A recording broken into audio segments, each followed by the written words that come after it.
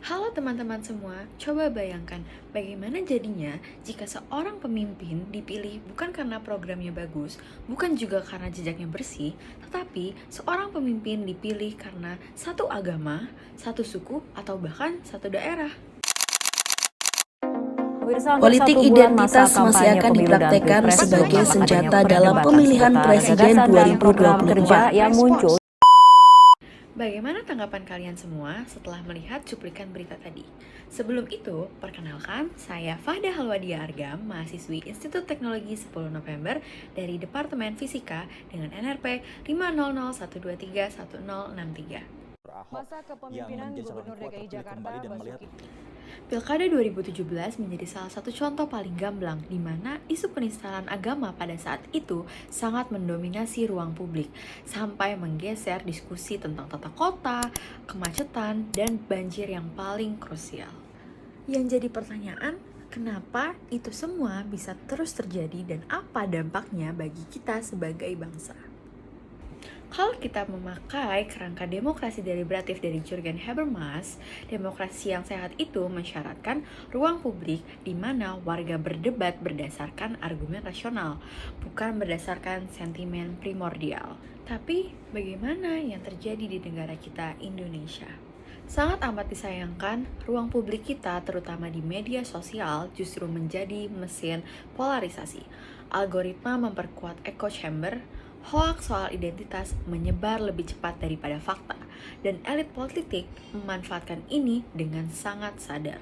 Tapi tunggu dulu teman-teman, ini bukan soal rakyatnya yang bodoh, ini soal sistem yang gagal menyaring diskursus politik. Ketika pendidikan politik lemah dan literasi media rendah, politik identitas jadi senjata yang sangat efektif. Mengapa? Karena sangat murah, viral, dan sangat membakar emosi. Jika ingin dibahas lebih jauh, kita dapat lihat dari perspektif civic nationalism, di mana konsep yang mestinya menjadi pondasi bagi negara kita. Identitas kebangsaan seharusnya dibangun bukan dari kesamaan etnis atau agama, melainkan dari nilai kebersamaan seperti keadilan, kesetaraan, dan partisipasi. Sila ketiga kita, yaitu Persatuan Indonesia, bukan berarti monolitik, tetapi berarti bersatu dalam perbedaan, bukan bersatu karena memaksa seragam. Saat politik identitas menguat, yang kalah bukan hanya kelompok minoritas, yang kalah adalah kualitas demokrasi itu sendiri. Jadi, apa yang bisa kita lakukan?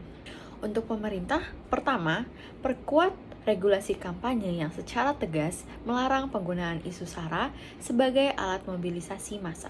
Dan ini harus benar-benar ditegakkan, bukan sekedar aturan di atas kertas. Dan yang kedua, integrasikan pendidikan kewarganegaraan yang kritis di semua jenjang pendidikan, bukan hafalan Pancasila, tapi pemahaman nyata soal hak, kewajiban, dan cara berpolitik yang sehat. Dan untuk kita sebagai masyarakat, tolong jangan bersikap pasif. Setiap kali kamu menerima konten yang membenturkan kelompok, berhenti sebentar.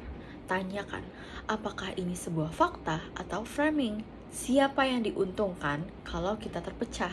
Literasi digital bukan kemewahan. Itu pertahanan sipil paling dasar di era sekarang.